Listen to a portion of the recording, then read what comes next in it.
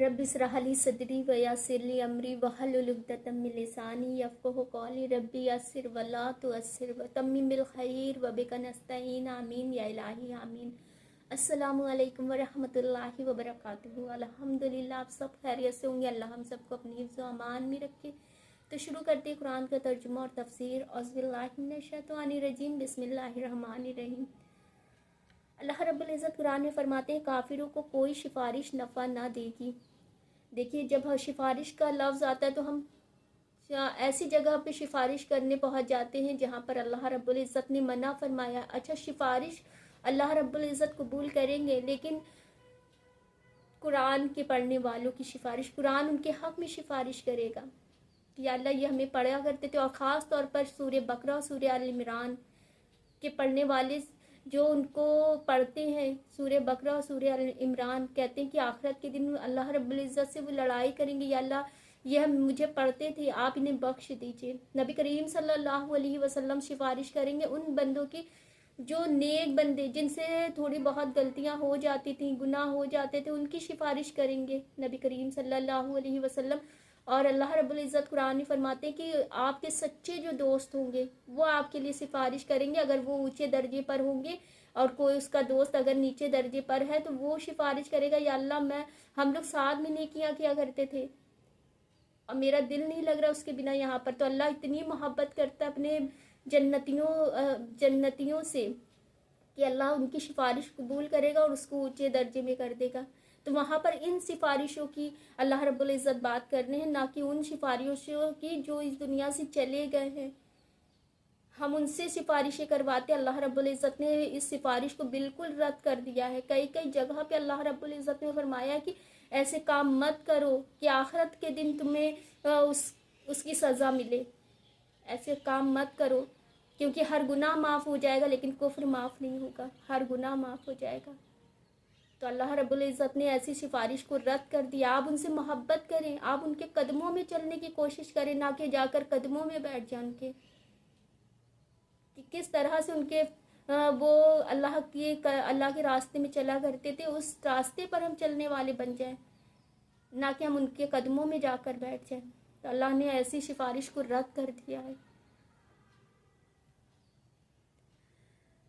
और अल्लाह रब्बुल इज़्ज़त आगे फरमाते हैं, और ना उनकी मदद हो। और काफिरों की अल्लाह रब्बुल इज़्ज़त फरमा रहे हैं, बात फरमा रहे हैं कि उनकी सिफारिश नफ़ा ना दे, मतलब वो सिफारिश नफ़ा ना देगी जो अल्लाह रब्बुल इज़्ज़त ने बिल्कुल रद्द कर दिया है कि वो काफिर हैं, और ऐसी सिफारिश उनको नफ़ा ना देगी और ना उनकी मदद हो। और जब इब्राहिम को इसके रब ने कुछ बातों से आजमाया, इसने वो पूरी कर दिखाई कि अल्लाह रब्बुल इज़्ज़त ने किस तरह से इब्राहिम अलैहिस्सलाम को आजमाया कि इब्राहिम अलैहिस्सलाम की जो उम्र थी वो 175 साल थी, जिसमें सिर्फ एक बंदा ही उन पर जो तबलीग करते थे उस पर ईमान लाया, वो थे उनके भतीजे लूत अलैहिस्सलाम। उनकी पूरी 175 साल की ज़िंदगी में उनकी जो तबलीग थी उस पर जो ईमान लाया वो उनके भतीजे लूत अलैहिस्सलाम। और वो इब्राहिम अलैहिस्सलाम बाबिल शहर में पैदा हुए, जहाँ पर बुतों की पूजा हुआ करती थी। अच्छा, जब मूसा अलैहिस्सलाम को वो कोहे तूर पहाड़ पर जाते हैं और वहाँ पर उनसे अल्लाह की बात होती है, तो उनको अल्लाह की पहचान होती है। नबी करीम सल्लल्लाहु अलैहि वसल्लम पहाड़ पर गारे हिरा में जाते हैं, वहाँ पर वही उनके ऊपर आती है और उनको नबूवत का दर्जा मिलता है, और वो भाग कर जाते हैं हज़रत खदीजा के पास और वही के इल्म के बारे में बताते हैं। लेकिन इब्राहिम अलैहिस्सलाम का ऐसा है कि वो 16 साल की उम्र में उनको नेचर से उन्होंने अल्लाह को पहचाना, जो अल्लाह ने नेमतें अता की हैं उससे उनको अल्लाह की पहचान हुई कि किस तरह से उनको उनके पास कोई ऐसी वही नहीं आई, कोई ऐसा तौहीद वाला बंदा नहीं था कि ईमान वाला बंदे को देखकर उनके अंदर जज्बा हुआ हो कि हमें भी इस तरह का होना चाहिए। नहीं, उन्होंने सिर्फ और सिर्फ अल्लाह की नेमतों को देखकर, अपने आसपास जो अल्लाह की कुदरत थी उसको देखकर अल्लाह की पहचान की। और वो ये देखा करते थे कि वहाँ पर बुतों की पूजा होती थी, वो लोग अपने हाथों से बुत बनाते थे और उसके आगे बैठकर दुआएं करते थे। تو ایک بار ایسا ہوا کہ جیسے کہ ہم لوگ ایک سال میں عید کا تہوار مناتے اسی طرح سے وہ بتوں کا تہوار منایا کرتے تھے، اور جاتے تھے وہاں پر پکوان وغیرہ سب لے کر جاتے تھے، اور وہاں پر جا کر بتوں کے آگے رکھ دیا کرتے تھے، اور پھر پورا دن وہ فن کرتے تھے، جیسے کہ وہاں پر منورنجن ٹائپ سے پورا دن تہوار مناتے تھے، اور پھر رات میں وہ سارا جو کھانا رکھتے تھے وہ لے کر اٹھاتے تھے، سوچتے تھے یہ کھانا مبارک ہو گیا ہے، اور پھر سارے مل کر اس کھانے کو کھاتے تھے۔ اچھا، اس بات سے مجھے یہ سمجھ آئی کہ جب میں مزار پر جاتی تھی تو وہاں پر جیسے کہ پلیٹ میں کٹیا وغیرہ اور سب رکھ کر اور مٹھائی رکھ کر انسان وہاں پر مزار پر رکھ دیتا ہے اور بیٹھ جاتا ہے، دعائیں کرتا ہے، اور پھر کچھ دیر کے بعد وہ چیزیں اٹھاتا ہے کہ اب یہ چیزیں مبارک ہو گئی، اور پھر سب کو دیتا ہے اور کہتا ہے کہ یہ مطلب کہ اب یہ چیز مبارک ہو گئی، یہ سب کو دے کر۔ تو مجھے اب اس بات کی سمجھ آئی کہ یہ سارا کچھ اس وقت میں ہوتا تھا، اور اسی چیز کو لے کر انسان ابھی تک وہ چیزیں کر رہا ہے۔ اور میں بھی یہ کام کرتی تھی، اور گنتی کے کچھ دن ہی میں وہاں ایسی جگہوں پر گئی ہوں، اور مجھے اتنا افسوس ہوتا ہے کہ کاش کہ مجھے پہلے سمجھ آ گئی ہوتی ان سب باتوں کی، تو مجھے جو گنتی کے دن گئی ہوں وہ بھی نہ ان دنوں سے بھی بچ جاتی۔ لیکن اللہ کا احسان ہے لاکھوں کروڑوں، میں جتنا اللہ کا شکر ادا کروں وہ کم ہے کہ اللہ نے مجھے ہدایت دی، الحمدللہ قرآن کی سمجھ آئی مجھے، اور ان سب چیزوں سے میں اپنے آپ کو میں نے بچا لیا۔ الحمدللہ میرے پاس زندگی ہے، تو الحمدللہ میرے پاس موقع بھی، اگر یہی کرتے کرتے میں اس دنیا سے گزر جاتی تو میں آخرت کے دن اللہ کے سامنے کھڑے ہونے کے قابل کیسے بن پاتی، کتنی شرمندگی مجھے ہوتی کہ میں نے اللہ کو چھوڑ کر میں نے ایسی جگہ پر میں گئی جہاں پر اللہ نے منع فرمایا ہے، مجھے نہیں سمجھ آتا، لیکن اللہ نے مجھے ہدایت دی، مجھے قرآن کی سمجھ آئی، نہ صرف مجھے سمجھایا، اللہ نے مجھے بتانے والا بنا دیا، الحمدللہ ثم الحمدللہ۔ ابراہیم علیہ السلام کی جو اب وہ جب تہوار جب وہ لوگ منا کر آتے تھے، تو جب وہ منانے جا رہے تھے تو ابراہیم علیہ السلام کے جیسے دوست لوگ ہیں وہ بھی کہتے ہیں کہ تم بھی ہمارے ساتھ چلو، وہاں پر فن کریں گے، مزہ آئے گا۔ تو ابراہیم علیہ السلام کہتے ہیں کہ نہیں، میری طبیعت نہیں ٹھیک ہے اور میں نہیں جا سکتا۔ تو وہ سارے چلے جاتے ہیں، اور پھر ابراہیم علیہ السلام جو وہ بت ہوتے ہیں وہ سارے بتوں کو توڑ دیتے ہیں، اور پھر جو ایک سب سے بڑا بت تھا اس کے کندھے پر کلہاڑی رکھ دیتے ہیں، اور کلہاڑی رکھ کر گھر میں آ کر سو جاتے۔ جب سارے رات میں آتے ہیں اور دیکھتے ہیں کہ ان کے بت سارے ٹوٹے ہوئے ہیں تو ان کو اتنا زیادہ غصہ آتا ہے کہ ایسا یہ کام کس نے کیا ہے، سب میں بڑی ہلچل مچ جاتی ہے، سب میں باتیں ہونے لگتی۔ تو پھر ایک بندہ بتاتا ہے کہ ہمارے بتوں کے بارے میں ایک بندہ ہے جو بہت برا مطلب کہ غلط باتیں کرتا ہے، اور وہ ہمارے ساتھ بھی نہیں گیا تھا، اس کو بلا کر پوچھا جائے۔ تو ابراہیم علیہ السلام کو بلا کر لوگوں نے پوچھا کہ کیا یہ تم نے کیا؟ تو کہتے ہیں کہ مجھے نہیں سمجھ آ رہی کہ تم لوگ مجھ سے کیا بات کر رہے ہو، دیکھو یہ جو بڑا بت ہے اس کے کندھے پر کلہاڑی رکھی ہے، ہو سکتا ہے اسی نے سارے بتوں کو توڑا ہو، اور تم اس سے بات کرو، اس سے پوچھو، تو اور تم اس سے دعائیں کرواتے تم لوگ، تو اسی سے پوچھو، یہی تمہیں بتائے گا۔ تو اب وہ لوگ کہتے ہیں کہ یہ لوگ تو آپس میں بات بھی نہیں کرتے، یہ کیسے بولے گا، یہ کیسے ہمیں بتائے گا؟ تو پھر اس کو لے کر جایا جاتا ہے ابراہیم علیہ السلام کو، بات وہاں کے جو بادشاہ تھے، اور اس وقت کا جو بادشاہ تھا وہ نمرود تھا، اس کے پاس لے کر جایا جاتا ہے کہ ایسے اس نے سارے بتوں کو توڑ دیا ہمارے۔ اور پھر جو بادشاہ ہوتا ہے نمرود، وہ پوچھتا ہے کہ تم کس کی عبادت کرتے ہو، کس سے دعائیں کرتے ہو اپنے لیے؟ تو ابراہیم علیہ السلام فرماتے ہیں کہ میں اس رب سے دعا کرتا ہوں جو زندگی اور موت دینے کی قدرت رکھتا ہے۔ تو نمرود کہتا ہے اس میں کون سی بڑی بات ہے، یہ تو میں بھی کر سکتا ہوں۔ دو بندے ہوتے ہیں جو جیل میں بند ہوتے ہیں، ایک بندے کو پھانسی کی سزا ہوئی ہوتی، اور دوسرا بندہ کچھ دن میں رہا ہونے والا ہوتا ہے، اس کی سزا پوری ہو جاتی ہے اور وہ رہا ہونے والا ہوتا ہے۔ تو دونوں کو بلاتا ہے نمرود، اور جس کو آزادی ملنے والی ہوتی ہے، جس کی سزا پوری ہونے والی ہو رہی ہوتی ہے، اس کو وہ پھانسی پر چڑھا دیتا ہے، اور جو پھانسی پر چڑھنے والا بندہ تھا اس کو وہ آزاد کر دیتا ہے، کہتا ہے یہ تو میں بھی کام کر سکتا ہوں، دیکھو میں نے جو آزاد تھا اس کو موت دے دیا، اور جو جس کو موت ملنے والی تھی میں نے اس کو زندہ کر دیا، یہ تو کام میں بھی کر سکتا ہوں۔ تو اس بات پر ابراہیم علیہ السلام نے اتنی حکمت کی بات کری، انہوں نے بحث نہیں کری۔ اچھا آج ہم لوگوں میں ایسا ہوتا ہے کہ ہم ایک بات پر اتنی بحث کرتے ہیں، اتنی کہ پورا پورا دن انسان بحث کرتا رہتا ہے کہ اسی ایک بات پر، لیکن انہوں نے بحث نہیں کری کہ نہیں میرا رب تو یہ کام جب میرا رب تو زندگی اور موت کا، یہ تم غلط بات کر رہے ہو، کوئی بحث نہیں کی۔ انہوں نے فوراً دوسرا سوال کیا اور کہا کہ میرا رب مشرق سے سورج نکالتا ہے، تم مغرب سے نکال کر دکھاؤ۔ تو اس بات پر قرآن میں ہے کہ وہ اتنا حیران ہو جاتا ہے اس بات کو سن کر، فوراً بات کو بدل دیتا ہے، کہتا ہے یہ تو غلط بات کر رہا ہے، چلو اس کی سزا یہ ہے کہ اس کو آگ میں ڈالا جائے، اس کو آگ میں ڈالا جائے۔ اور سارے لوگ وہاں پر اعلانس ہو جاتا ہے کہ سب لوگ لکڑیاں اکٹھا کرو، اور سارے لوگ لکڑیاں اکٹھا کرنے لگتے ہیں، اور ایسا ہو جاتا ہے کہ لوگ اتنی جذبے سے لکڑیاں اکٹھا کر رہے ہوتے ہیں کہ اس نے ہمارے بتوں کو توڑا ہے، جو لکڑیاں اکٹھا کرے گا اس کو ثواب ملے گا اس نیت سے۔ اور وہاں کوئی ایسا ہونے لگتا ہے، لوگ منتیں ماننا شروع کر دیتے ہیں کہ اگر میری یہ منت پوری ہو جائے گی تو میں ابراہیم کے لیے، آگ کے لیے لکڑیاں وہاں پر رکھوں گا۔ اس طرح سے لوگ منتیں ماننے لگتے ہیں، یہاں تک کہ ان کے ماں باپ بھی وہاں پر جا کر لکڑیاں رکھتے ہیں۔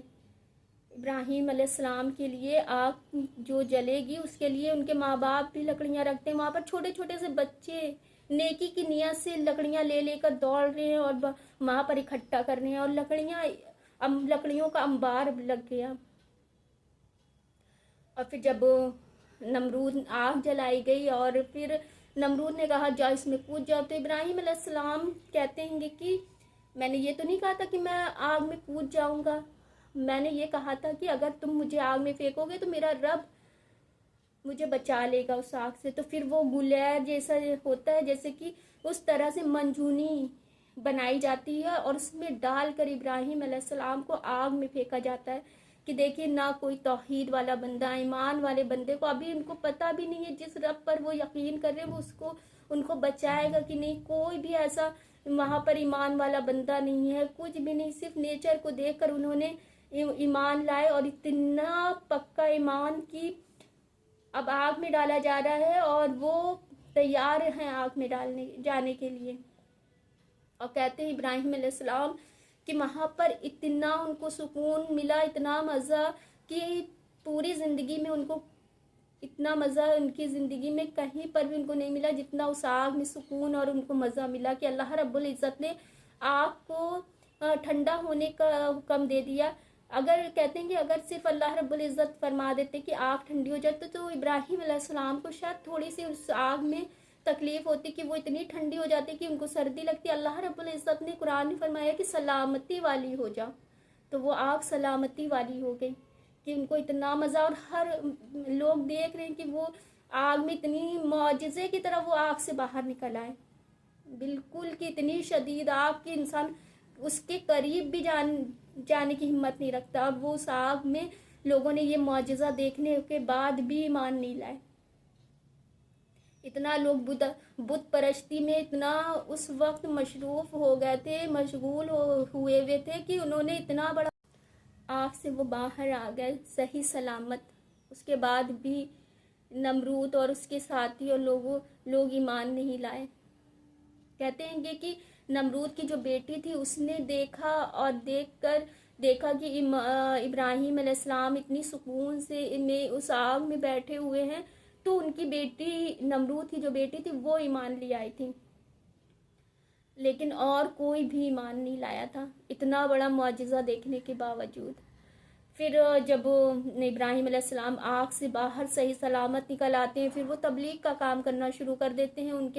ان کے باپ انہیں ڈانٹتے ہیں، کہتے ہیں میں تمہیں اپنے گھر سے نکال دوں گا اور تمہیں سنسار کر دوں گا۔ جو بابل شہر تھا پھر ابراہیم علیہ السلام وہ چھوڑ کر چلے جاتے ہیں شام میں، جہاں ان کے چچا رہتے تھے، اور ان کی بیٹی تھی سارہ، جن سے ان کا نکاح ہوتا ہے ابراہیم علیہ السلام سے۔ اور سارہ علیہ السلام اتنی خوبصورت تھیں اور بہت زیادہ وہ خوبصورت تھیں، اور پھر ابراہیم علیہ السلام ان کو لے کر مصر جاتے ہیں۔ مصر کا جو بادشاہ ہوتا ہے اس کو اس کے سپاہی اسے بتاتے ہیں کہ یہاں پر ایک کپل آیا ہے مصر میں کہ اس کی بیوی اتنی خوبصورت ہے، بے انتہا خوبصورت ہے، تو اس کی نیت خراب ہو جاتی ہے بادشاہ کی. وہ کہتا ہے کہ جاؤ اس عورت کو میرے پاس لے کر آؤ اور اس کا جو شوہر ہے اس کو قتل کر دینا. اور یہ بات پتہ چلتا ہے ابراہیم علیہ السلام کو کہ بادشاہ کے سپاہی ان کی بیوی سارہ علیہ السلام کو لے جانے کے لیے آ رہے ہیں اور ان کو قتل کرنے آ رہے ہیں. ان کو پتہ چل جاتا ہے ان کی بیوی کو، سارہ علیہ السلام کو. تو جب سپاہی آتے ہیں سارہ علیہ السلام کو لینے کے لیے تو وہ سپاہی پوچھتے ہیں یہ کون ہے؟ تو کہتے ہیں یہ میرا وہ ان کی مطلب کہ ڈر خوف کی وجہ سے کہ میرے شوہر کو قتل نہ کر دیا جائے، اس لیے وہ جھوٹ بول دیتی ہیں کہ یہ میرے بھائی ہیں. اور پھر جب ان کو سارہ علیہ السلام کو لے کر جایا جاتا ہے اور بادشاہ ان کے ساتھ غلط حرکت کرنے کے لیے ان کے قریب جب آتا ہے تو سارہ علیہ السلام اللہ سے دعا کرتی ہیں اور ان کا وہ جو بادشاہ تھا اس کے ہاتھ بالکل جیسے فالش ہوتی اس طرح سے ہو گیا کہ وہ اٹھ ہی نہیں پا رہا تھا ہاتھ. تو وہ کہتا ہے گا کہ تم میرے لیے دعا کرو اور کہ دعا کرو. جیسے کہ اس نے دیکھا جب وہ اللہ سے دعا کرتے ہیں اور اس کا ہاتھ فالش ہو گیا تو وہ کہتا ہے کہ میرے لیے دعا کرو کہ میں صحیح ہو جاؤں. تو پھر سارہ علیہ السلام کہتی ہیں اگر تم مجھے چھوڑ دو گے تو میں تمہارے لیے دعا کروں گی. تو وہ کہتا ہے ٹھیک ہے. تو اس طرح سے 3 بار واقعہ ہوا کہ وہ صحیح ہو گیا، پھر اس کی نیت خراب ہوئی، پھر وہ سارہ علیہ السلام کے ساتھ غلط کام کرنے کے لیے آگے بڑھا اور پھر سارہ علیہ السلام سے اس نے دعا کر اللہ سے اور پھر اس کا ہاتھ بالکل فالش کی طرح ہو گیا کہ اٹھ ہی نہیں پا رہا تھا. پھر اس نے سارہ علیہ السلام سے کہا کہ تم میرے لیے دعا کرو میں تمہیں چھوڑ دوں گا. اس طرح سے 3 بار ہوا کہ اس کی 3 بار نیت خراب ہوئی اور تیسری بار میں اس نے کہا کہ اب تم میرے لیے دعا کرو اور میں تمہیں چھوڑ دوں گا، میں تمہارے ساتھ کچھ بھی غلط نہیں کروں گا. تو سارہ علیہ السلام اس کے لیے دعا کرتی ہیں بادشاہ کے لیے اور وہ صحیح ہو جاتا ہے. تو وہ اپنے سپاہیوں سے کہتا ہے یہ تم کیا بلا لے کر آئے ہو، یہ تو مجھے جن کی کوئی نسل لگتی ہے. اور وہ اس سے ڈر جاتا ہے اور سوچتا ہے کہ کہیں یہ مجھے نقصان نہ پہنچا دے، تو اس لیے ان کو خوش کرنے کے لیے ایک باندی ساتھ میں دیتا ہے. جب وہ جانے لگتی ہیں تو وہ باندی دیتا ہے جن کا نام تھا ہاجرہ، بی بی ہاجرہ. تو وہ ان کو لے کر چلی جاتی ہیں اور بی بی ہاجرہ کو لے کر جاتی ہیں اور جیسے کہ ان کی عمر ہو چکی ہوتی ہے ابراہیم علیہ السلام کی اور ان کو لگتا ہے کہ وہ بانجھ ہیں اور ان کی اولاد نہیں ہوگی. تو وہ سوچتی ہیں کہ جو میری باندی ہے ہاجرہ میں اس کی شادی ابراہیم سے کرا دوں گی، تو جو اولاد ہوگی تو ہم اسے اپنے بچے کی طرح پالیں گے. تو کچھ ٹائم میں جب وہ شادی ہو جاتی ہے تو کچھ ٹائم میں اللہ رب العزت کی طرف سے خوشخبری آتی ہے. اسماعیل علیہ السلام پیدا ہوتے ہیں اور اسماعیل علیہ السلام جب پیدا ہوتے ہیں اس کے بعد جو سارہ علیہ السلام تھی ان کے اندر ایک جیلسی آ جاتی کہ جو قدرتی ہوتی ہے. تو وہ کہتی ہیں کہ ابراہیم علیہ السلام سے کہ تم اس کو لے کر اپنے یہاں سے چلے جاؤ. تو اللہ کا حکم بھی ہو جاتا ہے کہ ہاجرہ بی بی ہاجرہ اپنے بیٹے کو لے کر مکہ کی طرف لے جا کر چھوڑ کے آؤ. تو وہاں پر جب ابراہیم علیہ السلام اپنی بیوی ہاجرہ علیہ السلام کو اور بیٹے اسماعیل علیہ السلام کو لے کر جاتے ہیں، سوچیے کہ بڑھاپے کی اولاد، اور پھر اللہ کا حکم ہو جائے کہ ایسی جگہ پر چھوڑ کر آنا ہے جہاں پر کوئی آبادی نہ ہو. تو ان کے پاس کچھ کھجوریں تھیں اور ایک مشکیزہ پانی کا تھا جہاں پر کوئی کھانے پینے کی کوئی انتظام نہیں تھا. وہاں پر جب وہ اپنی بیوی کو چھوڑ کر آتے ہیں اور اللہ سے دعا کرتے ہیں کہ اس شہر کو امن والا بنا دے اور اس یہاں پر کھانے کی چیزیں ہوں، نعمتیں ہوں. تو دیکھیے اللہ رب العزت نے ان کی ابراہیم علیہ السلام کی دعا قبول کری کہ کس طرح سے جب انسان حج اور عمرے پہ جاتا ہے وہاں پر کس طرح سے نعمتیں ہیں، پورے شہر کے پھل میوے ہر چیز وہاں پر ہے، اتنی نعمتیں ہیں. تو پھر وہ دیکھیے اللہ رب العزت نے ان کی وہ جو آزمائش ان کی تھی اس پر وہ آزمائش پر وہ ابراہیم علیہ السلام نے پوری کی اور